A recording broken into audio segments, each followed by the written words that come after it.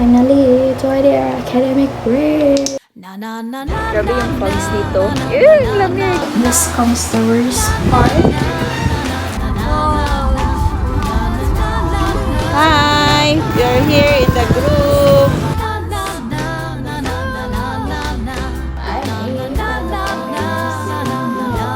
So this is my November lecture now.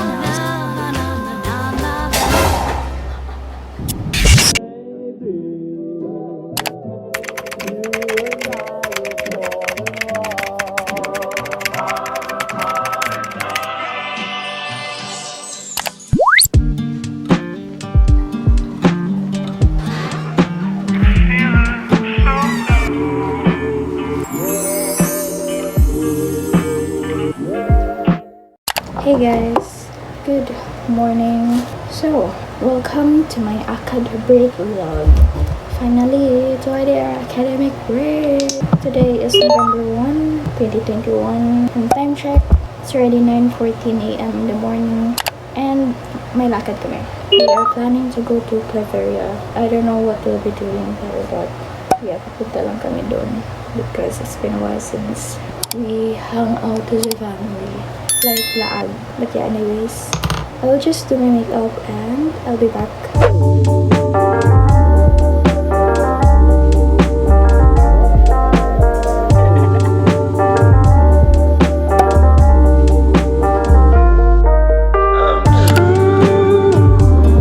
Hey guys, right now we're at Claveria View Deck.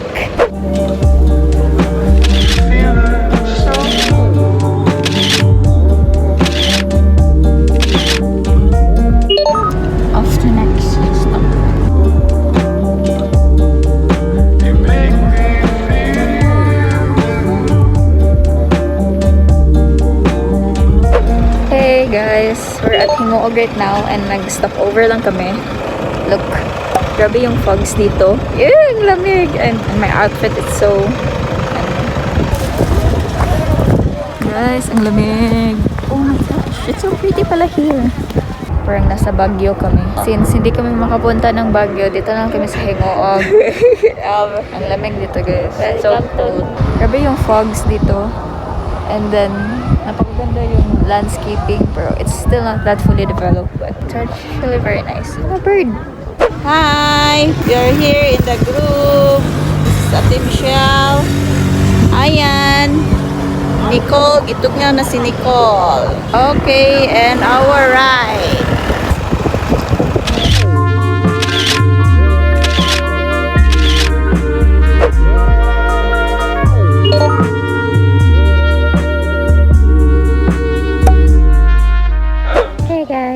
So right now, nandito kami sa Christ the King sa Nicolle.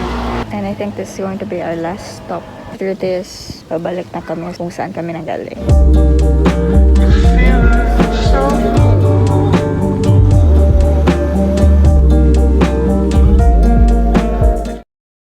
Hey guys, good morning. So today is November 2, 2021 and time check is already 11:53 a.m.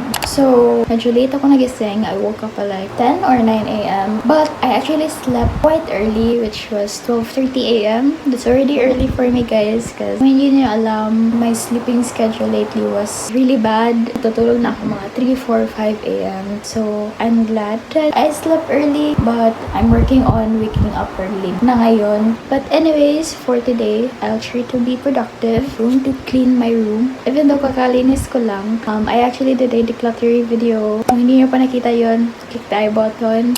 But ngayon, it's so messy. I'll show you guys. So this is my current situation. It's not that messy here, but needs a little arranging. Also, my chair is like full of clothes. And then, medyo madumi din dyan. Also, this comes the worst part.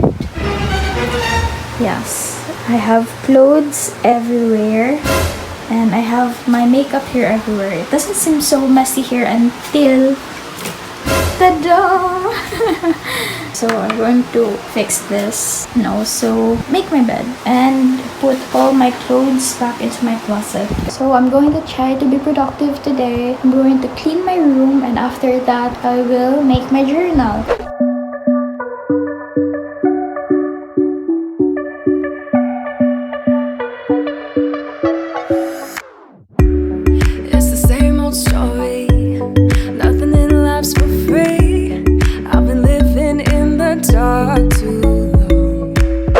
I'm done with this part. I know it's not that clean, but it's better. Dito nakalagay yung mga tall stuffs like powder, lotions, and etc. And here's my lamp. And then dito yung mga maliliit tall makeups ko like eyeliners, mascara, eyebrows, and stuff. And dito naman sa baba are all my cream, blush, thingy, whatsoever. And dito naman is just very random. And dito yung mga nail polish ko. And then dito naman sa part is mga liquid foundation ko. And then this is my powder. And then dito naman, since may extra na space, nalagay ko lang mga random stuffs na hindi ko masyadong ginagamit. Dito naman is my lip products collection. I didn't change much. Ganyan lang yan. And then dito naman sa taas is yung makeup brushes ko. Usually dito yan sa baba, but I think it's better there. And then my stationery stuffs. I know, very ka-off bakit nandiyan yung stationery stuff ko na doon naman yung table ko. But yeah, I'll soon move that somewhere. Dito naman, medyo mapuno na yung shelves ko, guys. So I really need to build a new shelf because I'm planning to display all my 3D models na sa shelves ko. So yeah, it's kind of low-key, very messy, but it is what it is. And right now, I'll move on to arranging my clothes and putting it into my closet. But I see the light now. Think I could make it out. Don't tell me that I might be wrong. I just wanna live and let go and just lose control. Just lose control.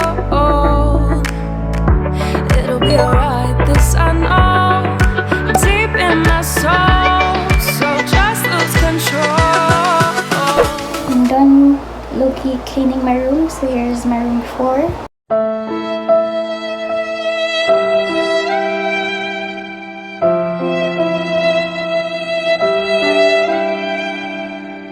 And here it is now.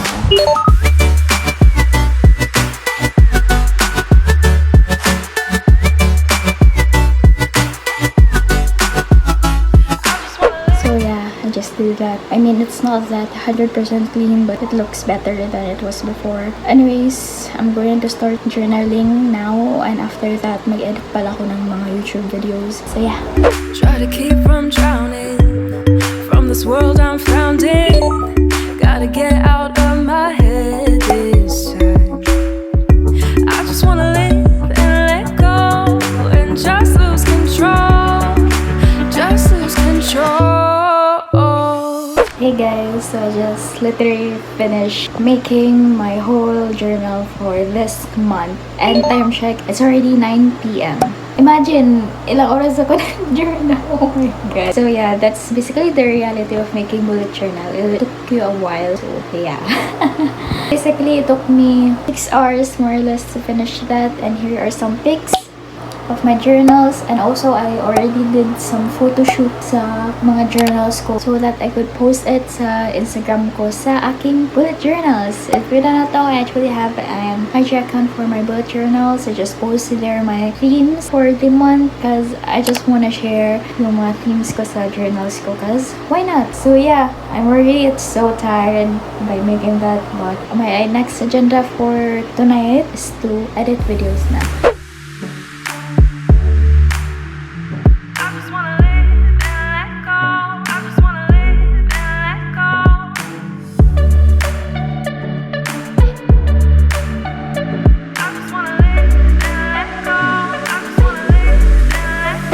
Hey guys, JK, I still didn't edit. Instead, nagplan muna ako for the month of November kasi di ba ipaplan ko kung anong mga event na mangyayari sa November and etc. Let me show you na lang. So this is my November bullet journal. So what I did is nagplan ako for the month of November. First, I planned yung mga green is mga events like birthdays or monthsaries or whatsoever. And then yung blue is for my cake orders. And then orange is for my plan na i-upload. Hindi ko papakita muna. And then yung mga red are mostly mga deadlines. Nilagay ko lang dito yung mga deadlines, event. And then I did some tracking sa mga expenses, moods, and habits ko. Also my sleep schedule. Pero sa study, wala pa akong na-fill out even though 2 na ngayon kasi hindi ako gumawa ng homework, hindi ako nag-study, and walang classes.